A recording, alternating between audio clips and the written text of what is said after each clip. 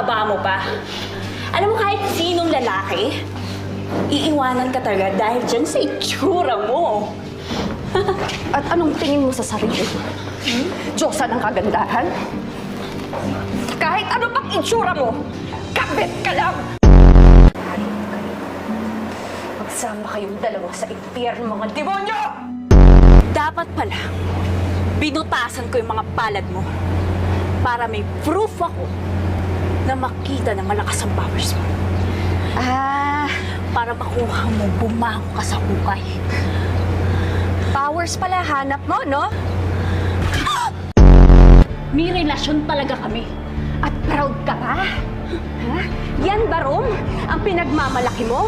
Ganyang klase ba ang gusto mong tumayo bilang ina ni Austin, ha? Babaeng pinagsawaan na ng kung sino-sinong lalaki! Yan, chika! Wala na. Ano? Nakakakalan ako ni Rom! Talaga? Oo. Mag-ilusyon ka hanggang gusto mo. Tandaan mo, ang kabit hindi pa kakasalan hanggat hindi pa patay ang totoong asawa. At kahit mamatay pa ako, nakadikit na sa balat mo, nakabit ka lang. Lahat na kukunin mo, unang naging akin.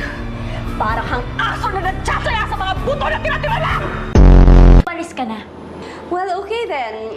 Rome, remind lang kita, just in case magsawa ka kay Georgia, I'm still open.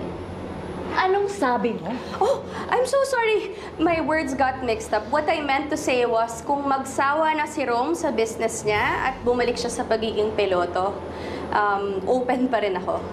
Tsaka, bakit naman magsasawa si Rome sa'yo?